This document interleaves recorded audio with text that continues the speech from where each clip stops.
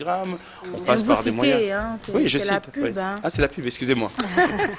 On passe par ces moyens-là, alors qu'on a des banques qui peuvent faire en sorte, d'une manière systématique, que la diaspora puisse passer par ces banques-là. Ça permettra de faire gagner de l'argent à l'État congolais. Patrick, tu n'as rien à dire? Oui. Question à poser de manière concrète. Est-ce qu'aujourd'hui, la diaspora congolaise a envie de venir investir en RDC? Je dirais oui, et oui totalement, à 100%. Je pense qu'aujourd'hui, les pouvoirs publics doivent aider, ils doivent aider la diaspora, les pouvoirs publics doivent intéresser la diaspora à venir investir un peu plus, en leur facilitant les choses, en les recevant comme étant les fils et les filles du pays, pour pouvoir en fait reconstruire ces pays. Mais il faut avoir aussi un projet, monsieur. Bien évidemment. Chacun doit monter bien sûr son projet. Ces projets-là peuvent être qualifiés là-bas au niveau de la diaspora ou ici. Mais il y a une chose qui est très importante, c'est l'engagement. On ne peut pas lancer un projet sans qu'il y ait un engagement, sans qu'il y ait un périmètre bien défini. Bien défini. Et pour ne pas être à l'écart des réalités, il faut fréquenter réellement nos familles qui sont ici et travailler avec eux pour savoir, pour faire des bonnes estimations. Sinon, on tombe dans des situations où on a une vision des choses, mais on n'a pas la réalité terrain. Alors, par rapport à la création des entreprises, qu'est-ce que vous pensez? Est-ce qu'il faudrait que le gouvernement mette des équipes en place pour aller échanger avec la diaspora pour que celle-ci vienne investir en RDC pour que cet investissement profite aux Congolais qui doivent être employés dans ces entreprises? Exactement, c'est exactement cela. C'est qu'aujourd'hui, nous avons j'appelle ça un puits des ressources humaines à l'extérieur.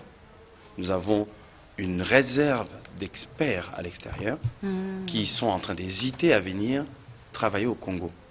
On doit promouvoir le retour des enfants du Congo pour reconstruire le Congo. Et ça, je pense que c'est capital. Nous avons pas mal de choses à reconstruire au Congo et nous avons des Congolais qui n'attendent que ça. Raison pour laquelle ils sont un peu, je vais utiliser un mot, ils sont un peu excités dès qu'il y a quelque chose qui se passe ici au Congo. Parce qu'ils veulent y participer. Alors, vous qui venez de temps en temps en RDC, est-ce que vous ne faites pas un travail dans le sens de mobiliser cette diaspora qui ne connaît pas la réalité congolaise, de venir au Congo pour relancer les activités économiques? C'est exactement entre guillemets, les buts pour lesquels je suis devant mes sœurs qui sont là et vous. C'est que aujourd'hui, il ne suffit pas de venir voir sa famille pendant quelques jours et repartir. Il faut qu'il y ait un projet, un engagement. Il faut aller jusqu'au bout des choses. Si vous venez pendant quelques jours et vous repartez et vous continuez à critiquer de l'extérieur, vous n'aurez rien fait. Les choses n'auront pas changé. Mais vous, au moins, vous avez un projet. Je pense jusque-là. Est-ce qu'on peut le savoir déjà parce que Maman Hortense, non, j'ai un projet, j'ai un engagement politique. Je travaille dans le cadre d'une ambition personnelle. Je pense qu'aujourd'hui, il faut franchir le cap des choses. Il ne faut pas faire les choses dans la moitié du chemin. Il faut aller plus loin. Et aller plus loin, c'est quoi? Jusqu'au bout. Voilà, exactement. Aller plus loin, il faut pousser pour que les choses changent. Voilà, alors si peut-être on vous demandait de lancer un message à cette diaspora qui traîne encore les pas, de venir en RDC pour investir, vous allez dire quoi en quelques mots? Je pense que le message, je l'enverrai à deux entités. Je l'enverrai à la diaspora et je l'enverrai aussi au pouvoir public. Allez-y rapidement. Le message que j'enverrai d'abord au pouvoir public, c'est quoi? C'est de faciliter, de promouvoir le retour des enfants du Congo. Quand je dis faciliter, c'est leur permettre une bonne réception. C'est-à-dire qu'ils arrivent, on les juge pas. Chacun fait son projet, on les aide. Et même si possible, si j'avais un ministère, je vais dédier au fait un service à la réception des enfants du Congo qui viennent pour investir, qui viennent pour participer à des projets congolais.